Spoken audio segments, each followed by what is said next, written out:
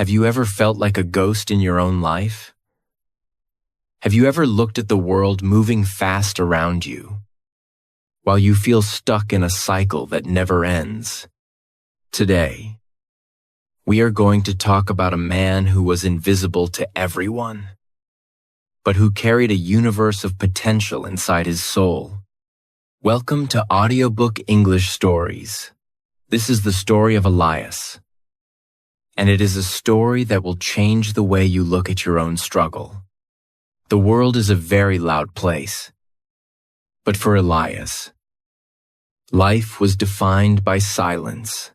Every night, when the sun went down and the city lights began to flicker like distant stars, Elias would put on his blue uniform.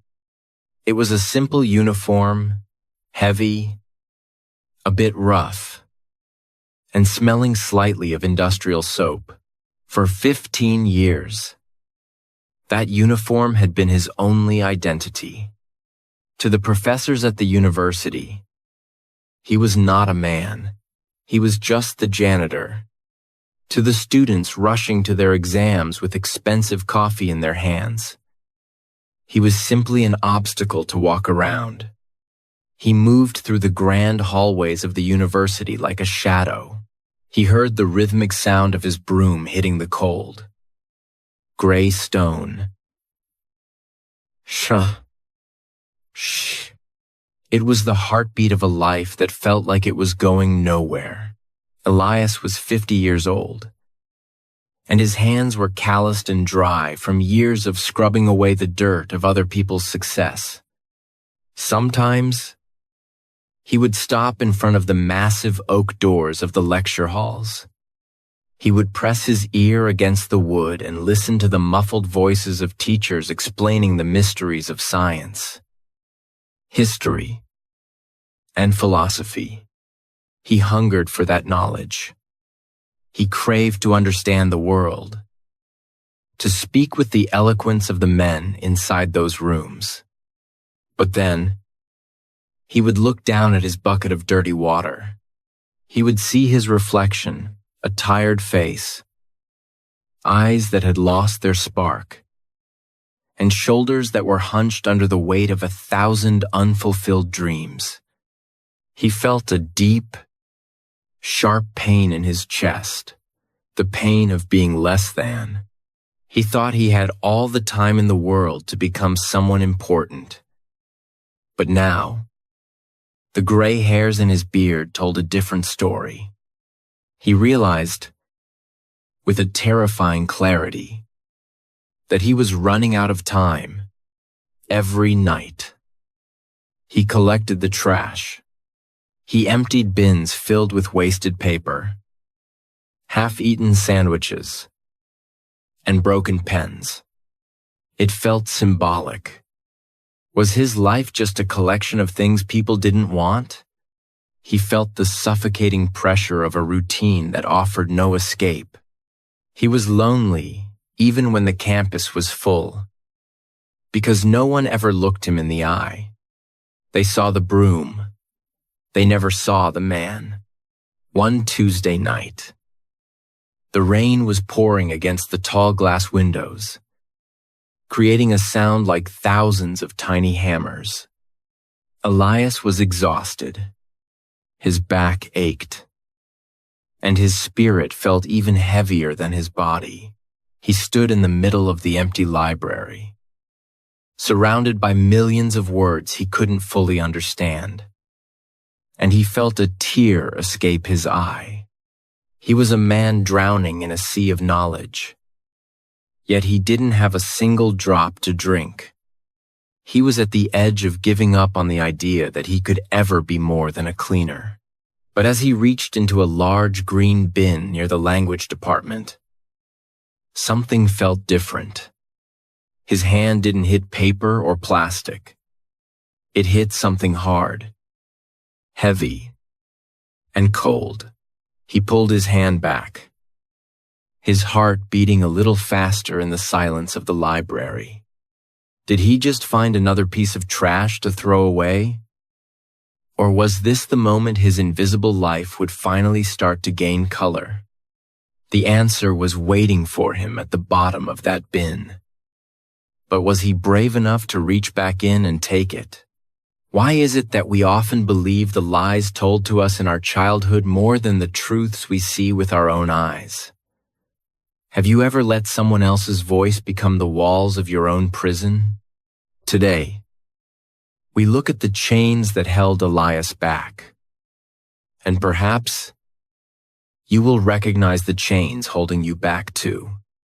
Elias stood frozen for a moment, his hand hovering over the dark opening of the bin. The rain continued to drum against the glass, a constant reminder of the cold world outside. He reached back in, his fingers brushing against the rough texture of old leather and the sharp corners of thick paper. He pulled out a bundle of books, tied together with a piece of dirty string. They were heavy, soaked with a bit of water at the edges.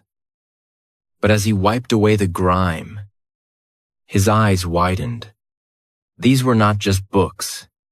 These were language textbooks: Spanish, French, German, Mandarin, and Italian.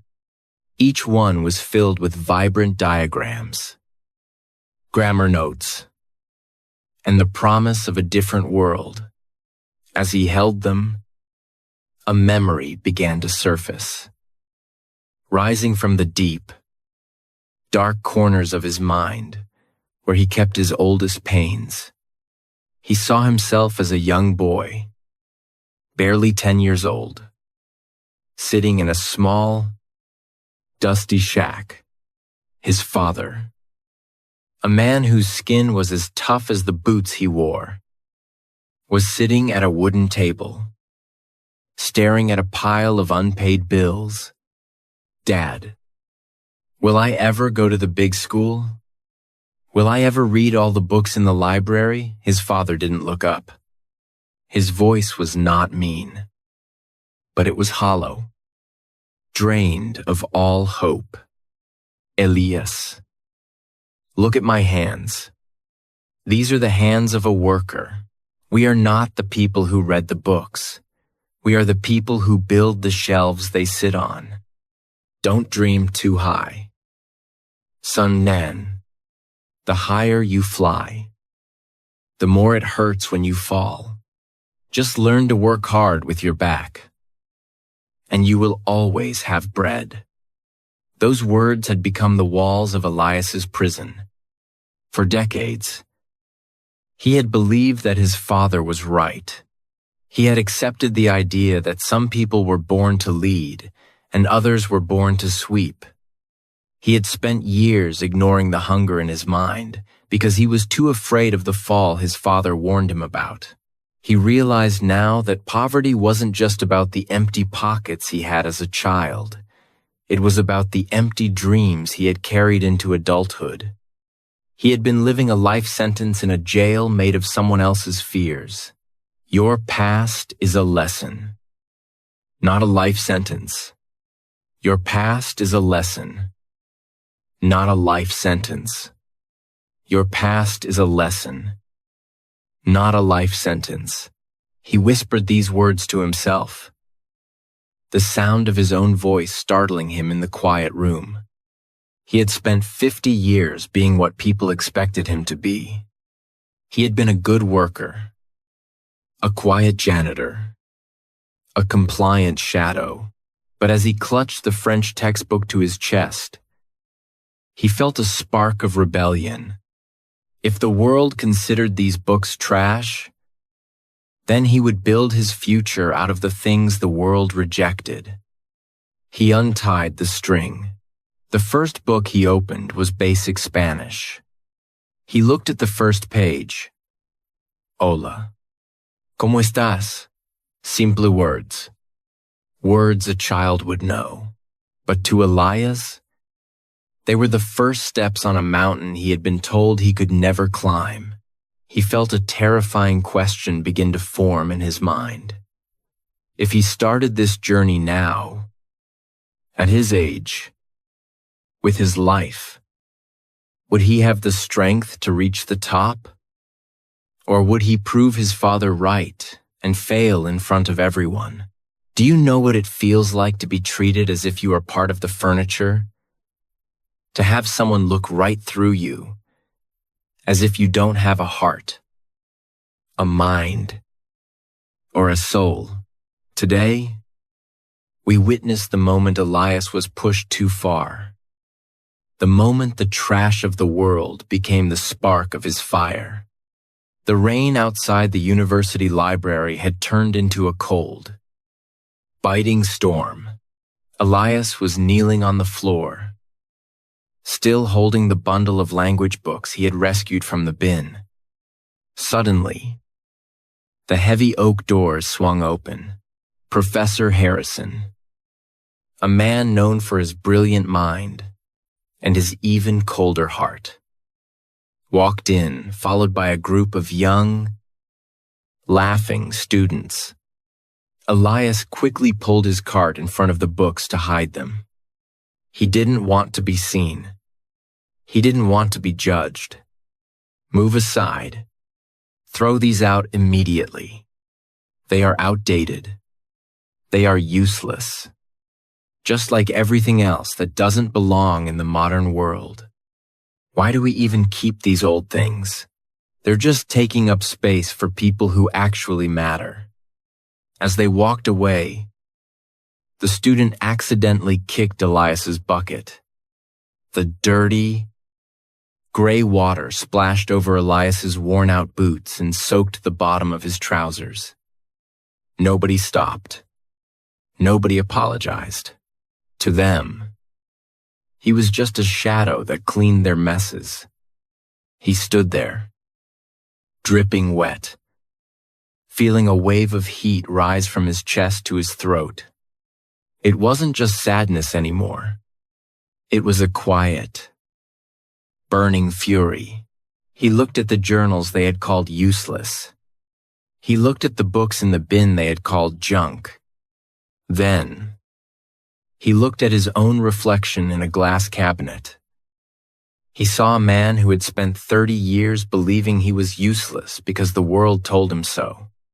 The sting of the dirty water on his skin was nothing compared to the insult to his dignity. He realized that if he didn't stand up for his own mind, nobody else ever would. You are more than your circumstances. You are more than your circumstances. You are more than your circumstances. He felt these words vibrate in his bones. The vessel of his patience had finally cracked. The injustice wasn't just in the professor's words. It was in Elias's own silence. He saw the vortex of his life work. Sleep. Clean. Repeat. And he decided, right there in the puddle of dirty water, that the cycle had to end. He gripped the handle of his broom so hard his knuckles turned white. He didn't throw the journals away. Instead, he carefully placed them on his cart, right next to the language books. He wasn't just collecting trash anymore. He was collecting weapons for his revolution. His heart was racing. A drumbeat of defiance against every person who had ever made him feel small. As he pushed his cart back into the dark hallways, he passed a mirror one last time, for the first time in 15 years. He didn't look away. He looked straight into his own eyes. The shadow was starting to fade, and something else was beginning to glow. But as he reached his small, lonely locker, he saw his supervisor standing there with a suspicious look on his face. Had Elias been caught? Would his journey end before the first word was even learned? Have you ever sat alone in the dark, listening to the two voices inside your head fighting for your future? One voice says, "It's too late. "You are not smart enough," while the other whispers, "If not now, when? Today?" We enter the room where Elias faces his greatest enemy, his own doubt. Elias made it past his supervisor by hiding the books under a pile of old rags. But the real challenge was waiting for him in his tiny, one-room apartment. The walls were thin, and the air smelled of damp wood. He sat at his small wooden table, the same kind of table his father used to sit at while staring at bills. He placed the Spanish-English dictionary in the center of the table. A single lamp flickered, casting long, dancing shadows against the wall. The silence was heavy. It was the kind of silence that makes you hear your own heartbeat. Elias looked at the cover of the book. His hands were shaking. He felt like a thief, even though the book was rescued from the trash. A voice inside him, the voice of his father, the voice of the arrogant students, began to scream. "Who do you think you are? You are a man who mops floors. You can't learn the language of diplomats and scholars. You are too old. You are too tired." He closed his eyes and felt the weight of 50 years of no pressing down on his shoulders.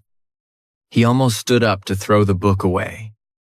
He almost chose the comfort of his old, sad life, because it was familiar. But then, he remembered the splash of dirty water on his boots. He remembered the feeling of being invisible. He realized that the only thing worse than failing was never trying at all. If not now, when? If not now, when? If not now? When he asked himself this question, until it became a drumbeat in his soul, he understood that every second he spent doubting himself was a second he was stealing from the man he could become. The pain of staying the same had finally become greater than the fear of change. He picked up a pen. It was a cheap, plastic pen he had found in the hallway. But in his hand, it felt like a sword. He opened the first page of the Spanish book. He looked at the word vase. It meant voice. He wrote it down on a piece of scrap paper. Then he said it out loud. Vase. His voice was scratchy and weak, but it was his. In that moment, he wasn't a janitor. He was a student. He was a warrior. He stayed awake for hours, copying words until his eyes burned and the candle burned low. He wasn't just learning a language.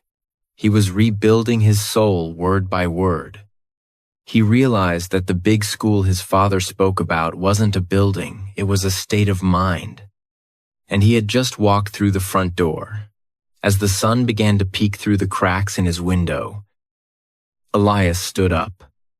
He walked to his small kitchen and threw his old, stained pack of cigarettes into the trash. It was his first sacrifice. He knew that to find a new life, he had to kill the old one.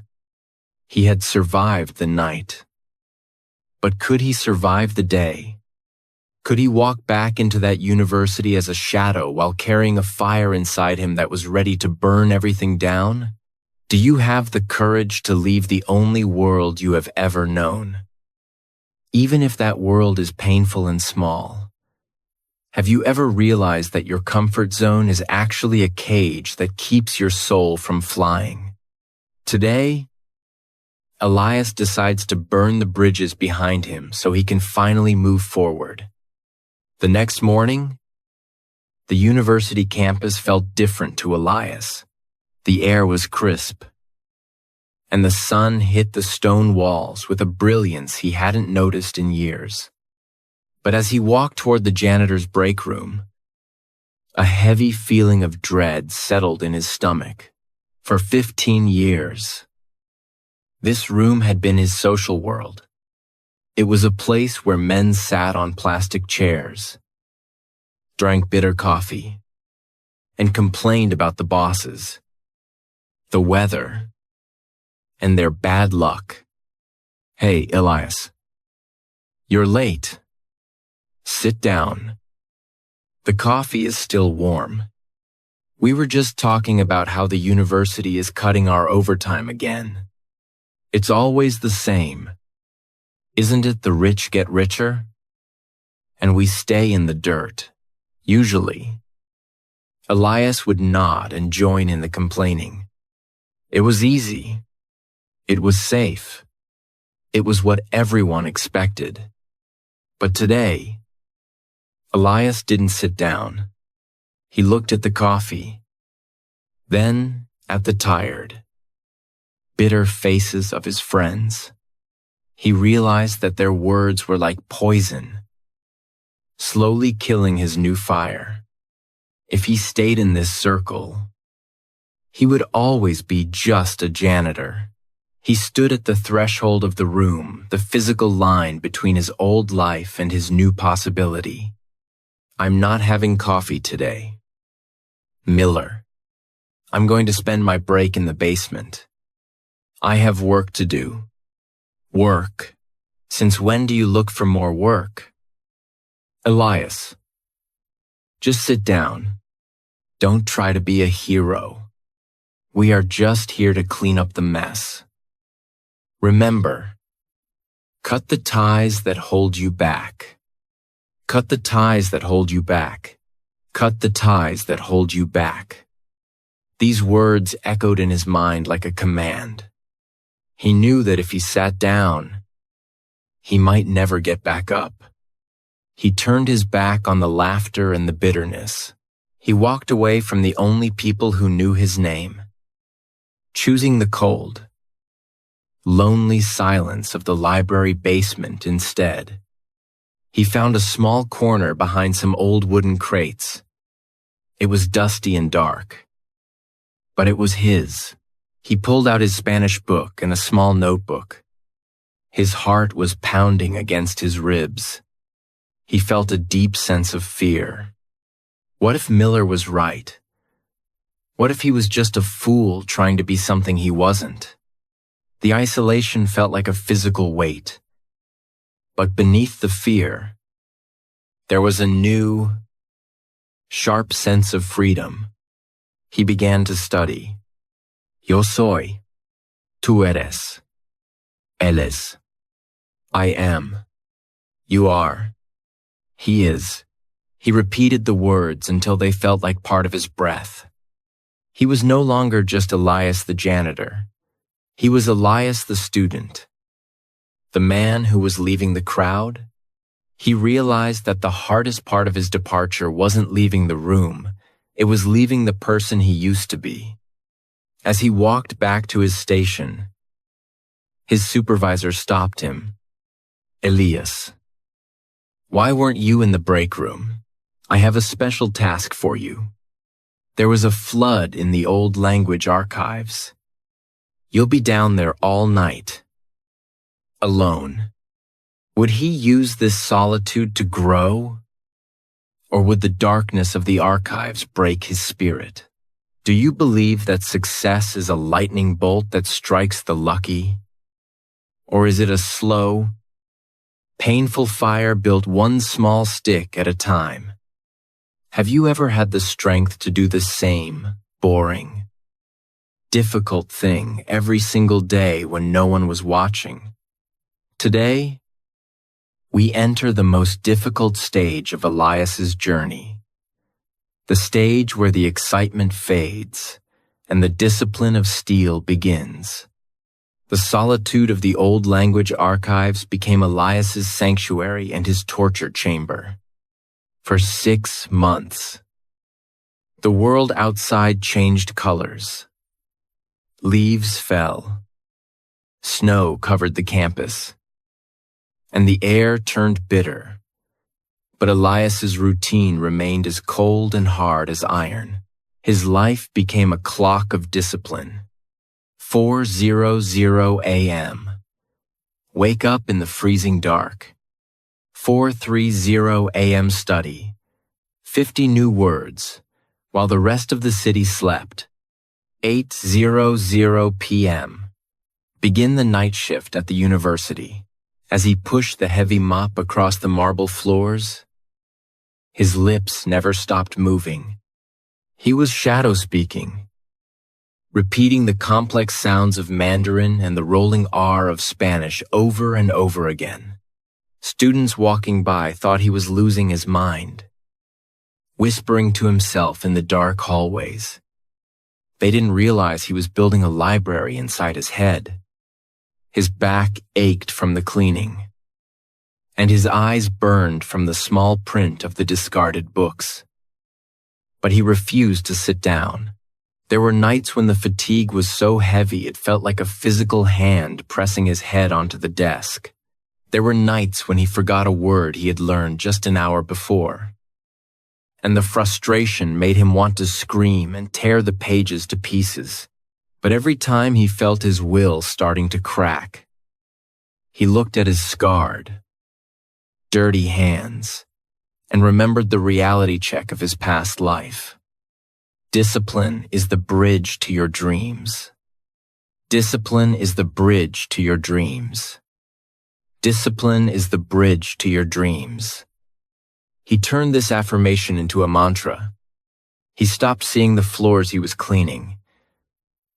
He started seeing the sentences he was building. He wasn't just a man with a broom. He was a man with a mission. One night, while scrubbing the walls of the faculty lounge, he found a discarded newspaper in French. 6 months ago. It would have been just a pile of ink and mystery. But now, as he looked at the headline, the words began to unlock in his mind. Le monde change. The world is changing. He felt a jolt of electricity run through his spine. He could read it. He could actually read it. But discipline has a way of attracting attention. And not all attention is kind. His supervisor began to notice that Elias was no longer the broken, silent man he used to be. He saw the notebooks hidden in the cleaning cart. He saw the fire in Elias's eyes. Elias, you're getting slow. From now on, you will double your cleaning area, and I'll be checking your cart for trash every hour. The wall had appeared. The weight on his shoulders had just doubled. Could Elias maintain his steel discipline when his body was being pushed to the breaking point? Or would the supervisor finally crush the library Elias was building? Have you ever felt like the harder you try, the more the world tries to pull you back down? Have you ever reached a point where your body is screaming for rest, but your enemies are demanding more? Today, we watch Elias face the wall, the moment where discipline meets exhaustion, and where most people choose to walk away. The supervisor's new orders were not just a task, they were a punishment for Elias's ambition. Every night now, Elias had to clean 2 entire floors of the science building, a mountain of work that left his muscles trembling and his vision blurred. By 3:00 a.m., the cold silence of the hallways felt like a heavy blanket trying to smother his spirit. He stood in the middle of a vast, empty lecture hall, his mop leaning against a desk. His hands were raw, and the skin on his palms was beginning to bleed from the friction of the wooden handle. He looked at his Spanish notebook, lying open on a nearby chair. The words seemed to dance and fade. He couldn't remember the simplest verb. He couldn't even remember why he had started. The voice of his father returned, louder than ever. The higher you fly, the more it hurts when you fall. A deep, dark temptation washed over him. He wanted to take the books and throw them back into the trash where he found them. He felt the vortex of his old life pulling at his feet, promising him the comfort of mediocrity if he would just give up. The wall is a test, not a stop sign. The wall is a test, not a stop sign.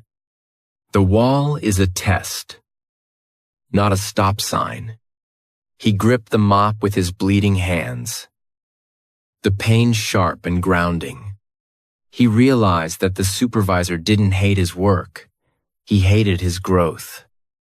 If Elias stopped now, he wasn't just losing a language.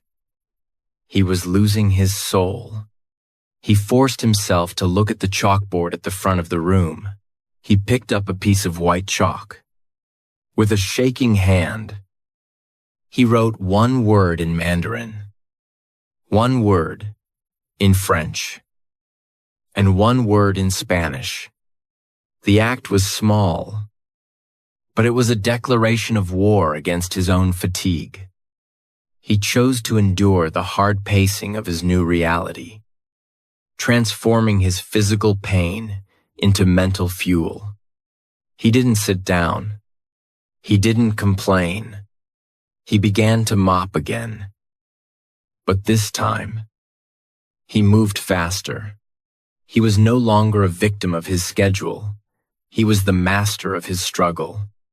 He understood that the only way over the wall was to climb it, one painful inch at a time. As he finished the second floor, the sun began to rise, painting the sky in shades of bruised purple and gold. He was exhausted, but he was still standing. Just as he was leaving, he noticed a flyer on a bulletin board. It was an announcement for a global summit at the university, seeking translators for foreign delegates. Could a janitor with bleeding hands ever stand among world leaders? Or was the wall still too high for Elias to climb? Have you ever noticed how the smallest spark of hope can illuminate the darkest room? Have you ever realized that your small wins are actually the fuel for your greatest journeys? Today, we see the first cracks in the wall of Elias's struggle as he discovers that the seeds he planted in the dark are finally starting to grow. The flyer for the global summit stayed in Elias's mind like a persistent song. He knew he wasn't ready yet. But he also knew he wasn't the same man who had found those books in the trash. One afternoon, during his break, Elias was cleaning the corridor near the International Relations Department when he saw a woman standing by a map, looking distressed. She was dressed in an elegant silk suit, holding a phone that had clearly run out of battery. She was speaking rapidly in French, her voice rising with anxiety. Several students walked past her, but none of them spoke her language. Elias felt his heart hammer against his ribs. This was it. This was the moment of truth. He took a deep breath, straightened his blue uniform, and stepped forward. Pardonnez-moi. Madame, est-ce que je peux vous aider? The woman stopped and turned, her eyes wide with shock. She looked at the man in the janitor's uniform, holding a mop in one hand, but speaking her native tongue with clarity. She smiled, a look of pure relief washing over her face. She explained she was looking for the dean's office for the summit planning committee. Elias didn't just give her directions. He walked her to the elevator, explaining the layout of the building in fluent, polite French. Merci, Niu. Monsieur, your French is beautiful. Are you a professor here? Elias felt a surge of emotion he hadn't felt in decades. No, madame, I am just the man who keeps the floors clean. As he walked back to his bucket, Elias felt like he was walking on air. The exhaustion in his muscles seemed to vanish.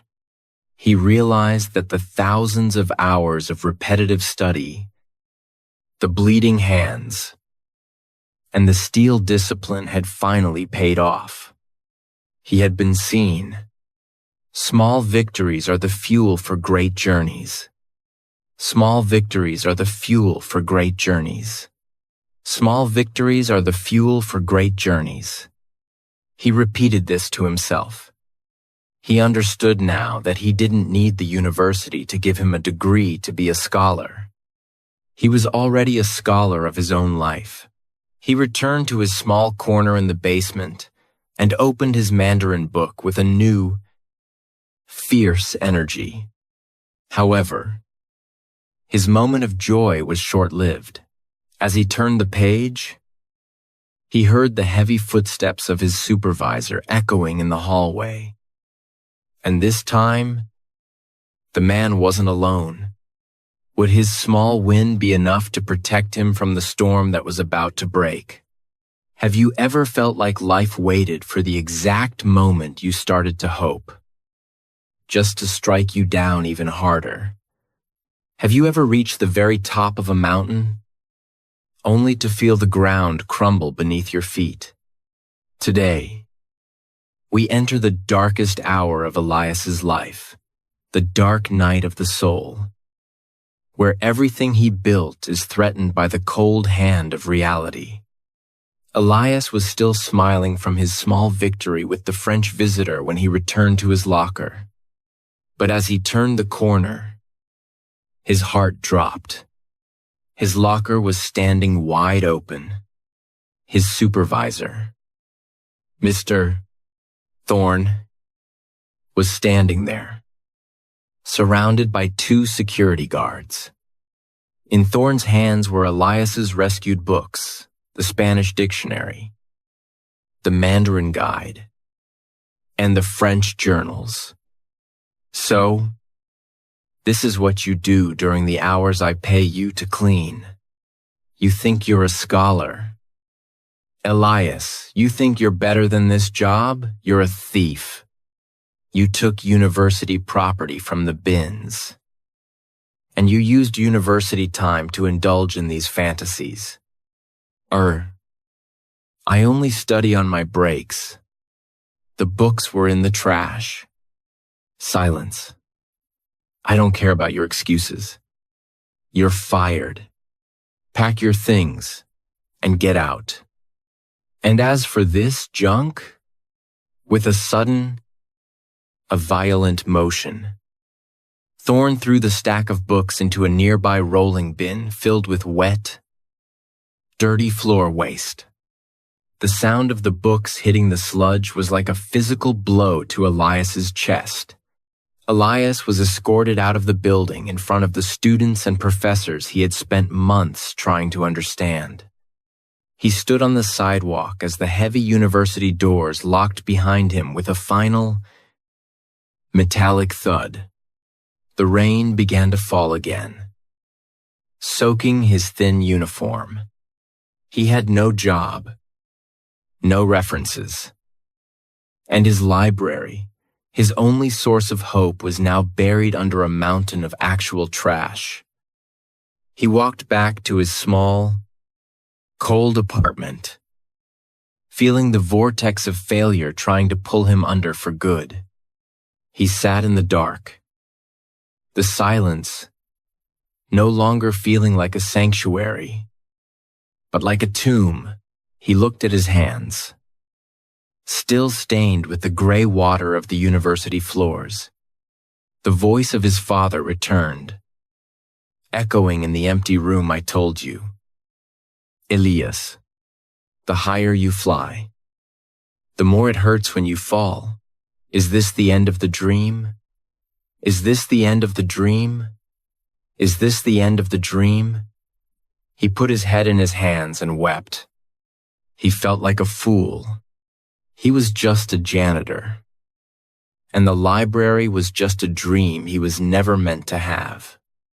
He was alone, defeated, and standing on the edge of giving up forever. He looked at the empty table where his books used to sit. He felt a deep, hollow emptiness in his soul. But in that absolute darkness, a tiny, flickering thought began to emerge. Thorn had taken the books. Thorn had taken the job. But was there something Thorn could never reach? Have you ever realized that the things you lose are often the very things that were weighing you down? Have you ever reached the bottom of a hole and discovered that the ground beneath you is not a trap, but a foundation? Today, we witness the moment Elias stops being a victim of his circumstances and starts being the master of his soul. Elias sat in the darkness of his apartment for hours, the silence pressing against his ears. He looked at his empty hands, the hands Thorn had called worthless. But as the sun began to rise, a strange, cool calm settled over him. He closed his eyes and realized something profound. Thorn had thrown the books into the trash. Thorn had locked the library doors. Thorn had taken the uniform. But Thorn could not reach inside Elias's mind. The thousands of hours of study, the rolling RS of Spanish, the intricate characters of Mandarin, and the melodic flow of French were not in those books anymore. They were in his blood. He stood up, not with the heavy, hunched shoulders of a janitor, but with the straight spine of a man who finally knew his worth. He walked to the mirror and splashed cold water on his face, wiping away the mud and the tears. He looked at his reflection, not at the wrinkles, but at the fire burning in his eyes. He realized that the university was just a building, and the job was just a title. His true library was the knowledge he carried within him. They can take your books, but they can't take your mind. They can take your books, but they can't take your mind. They can take your books, but they can't take your mind. This affirmation became his new heartbeat. He understood that his breaking point was actually his breakthrough.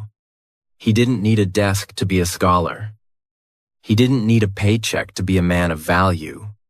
He spent the next 3 days not in despair, but in intense preparation. He practiced his 5 languages in the park, in the grocery store, and to the birds in the trees. He realized that the global summit was still happening, and the university was desperate for people who could bridge the gap between worlds. He didn't have a suit. He didn't have a degree. But he had a voice that had been forged in the dark and tempered by discipline.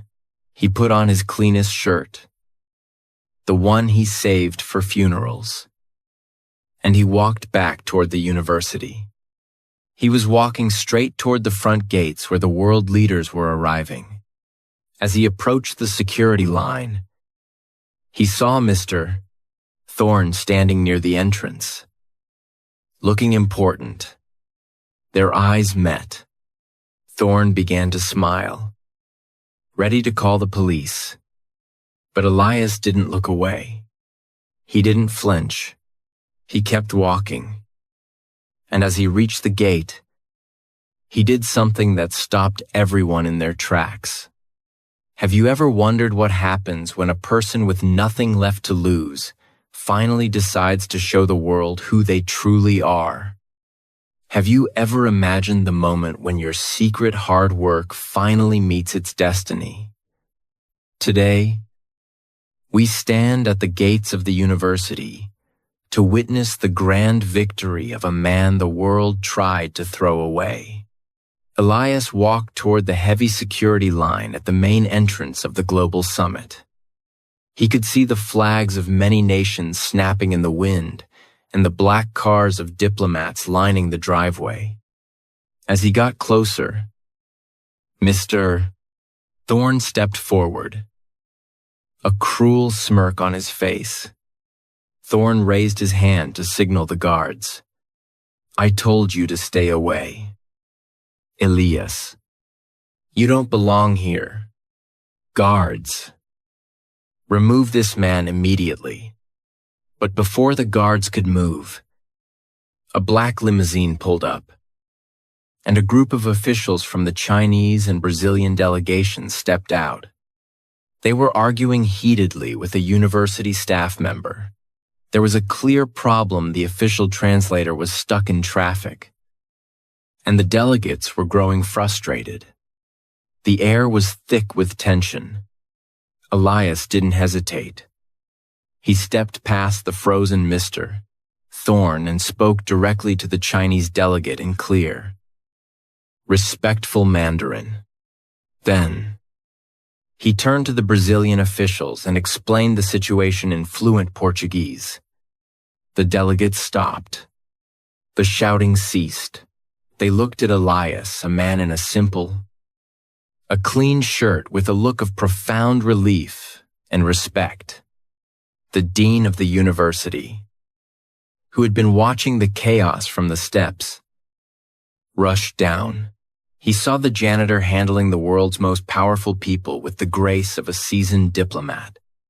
"Who are you? My name is Elias, and I am ready to help. The man who moves mountains begins by carrying away small stones. The man who moves mountains begins by carrying away small stones. The man who moves mountains begins by carrying away small stones." For the next 4 hours, he didn't just translate words. He translated intent, emotion, and culture. He moved between 5 different languages as easily as he used to move a mop. He was no longer a shadow. He was the bridge that held the summit together. In the grand hall, under the golden chandeliers, Elias stood at the podium to assist the keynote speaker. He could see Mr. Thorne standing at the back of the room, his face pale and his jaw dropped in disbelief.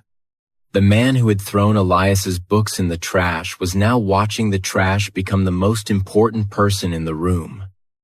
Elias felt no anger, only a sacred sense of peace. He had realized that his value was never in Thorne's hands. It was always in his own. When the session ended, the room erupted in applause, not just for the speakers, but for the man who had made the conversation possible.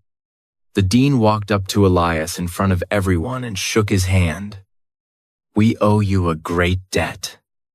It seems we had a genius hiding in our hallways, and we were too blind to see it." Elias stood tall, the lights reflecting in his eyes. He had reached the peak of the mountain. He hadn't just mastered 5 languages. He had mastered himself.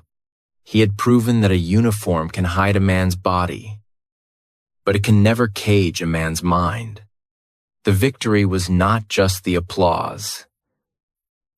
It was the realization that he was finally, truly free. But now that the world knew his name, what would he do with his new power? Would he seek revenge on those who hurt him? Or would he build something even greater? Have you ever noticed that the greatest change doesn't happen in your bank account or your job title, but in the way you look at yourself in the mirror? Today, we see the birth of a new man. As Elias sheds his old skin and steps into his new identity, the days following the global summit were a whirlwind of offers and handshakes. But Elias moved through it all with a profound sense of calm. He was no longer the man who lived in the shadows. He was invited to meetings in rooms where he once only mopped the floors. He walked into the university's main administrative building to sign his new contract as a senior cultural liaison. As he passed the cleaning supply closet, he saw a new janitor, a young man with tired eyes and slumped shoulders, struggling with a heavy bucket of water. In the past, Elias would have looked away, but today, he stopped.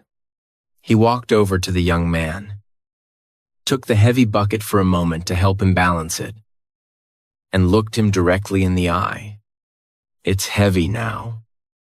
But remember, your hands are doing the work, not your mind. Keep your mind free. Elias realized that he didn't hate his past as a janitor. His time with the broom had taught him the discipline, the patience, and the resilience that no university degree could ever provide. Success is who you become, not what you have. Success is who you become, not what you have. Success is who you become, not what you have. This affirmation resonated in his mind as he sat in his new office, which overlooked the very gardens he used to clean at dawn. He traded his rough blue uniform for a simple, well-tailored suit. It wasn't about the money. It was about the respect he now held for the vessel that carried his spirit. He spoke with a measured, peaceful voice. When people asked him about his background, he didn't hide his story. He told it with pride. As he looked out at the sunset over the campus, he picked up a pen. He wasn't studying for himself anymore. He began to write a plan to ensure that no one else would ever have to find their education in a trash bin. But as he started to build this new dream, a letter arrived on his desk. It was from Mr. Thorne, the man who had fired him. Thorne was now facing a disciplinary hearing for his treatment of staff. He was asking Elias for mercy. What does a man of true wisdom do when his former enemy is at his feet? Have you ever wondered if your struggle was meant for something bigger than just your own survival? Have you ever realized that the light you found in your darkest hour was meant to be a torch for others? Today, we reach the heart of Elias's journey, where his personal victory transforms into a legacy of wisdom for the entire world. Elias held the letter from Mr. Bod, Thorne in his hands. The paper feeling thin and fragile, Thorne was now begging for a recommendation to keep his job. For a moment, the old Elias felt a flicker of the old pain. But as he looked at the bookshelves in his new office, that pain dissolved into a deep, quiet pity. He realized that Thorne was a man trapped in a prison far worse than poverty. He was trapped in the prison of a small, fearful mind. Elias picked up his pen and wrote a brief, honest note. He simply stated that everyone deserves the opportunity to learn from their mistakes, just as he had. By forgiving Thorne, Elias finally cut the last thread connecting him to his past. Be the light you once searched for in the dark. Be the light you once searched for in the dark. Be the light you once searched for in the dark. Elias used his new position to establish the Janitor's Library, a foundation dedicated to providing free, high-quality language and mindset education to service workers and laborers. He didn't just give them books. He gave them his story. He walked into the basements and the break rooms of cities across the country, looking at the men and women in uniforms. Your uniform is not your identity. Your current job is not your final destination. The world may see you as invisible, but you have the power to become a son. As the years passed, Elias became a symbol of the epic of the common man. He didn't seek fame, but his peace and his authority drew people to him like a magnet. He realized that his 15 years with a broom were not a waste of time. They were the hard pacing required to develop the strength to carry the weight of his legacy. He stood on the balcony of his school at sunset, watching the next generation of warriors walk through the doors. He understood that a man's life is not measured by the height he reaches, but by the number of people he pulls up with him. Is your story ready to begin? Have you picked up your book yet? The final lesson is waiting for you, and it is the most important one of all. Today, we have traveled a long road with Elias.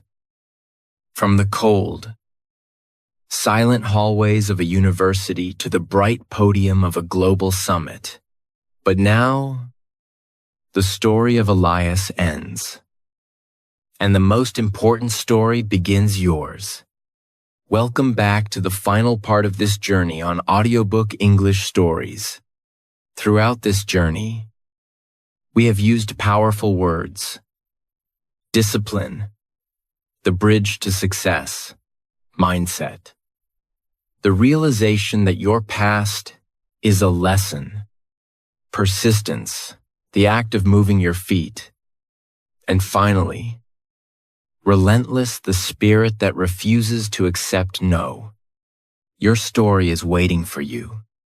Your story is waiting for you. Your story is waiting for you. Elias didn't have a teacher, a classroom, or even a desk. He had a broom, a trash bin, and a burning desire to be more than what people expected. What is your broom? What is the excuse you have been using to stay in your comfort zone? Is it your age, your busy schedule, your fear of being judged? Remember the lesson of the wall. It is not there to stop you. It is there to see how badly you want it. Success is not something you find. It is something you become through the fire of daily action. I commit to my growth. I commit to my growth. I commit to my growth. I want you to say those words out loud right now. Let them vibrate in your chest. The world is full of people who talk about change, but very few who have the courage to actually do it. Be the one who acts. Be the one who turns their trash into gold. Thank you for being part of this experience on Audiobook English Stories. If this story sparked a fire in you, show your commitment. Like this video, and comment below with one goal you will start working on today. Don't wait for tomorrow. Tomorrow is the place where dreams go to die. Your transformation begins with one word, one step, and one choice. The library doors are open, and your name is on the guest list. Now, go out there and write the most epic chapter of your life. We believe in you. The world is waiting to hear your voice.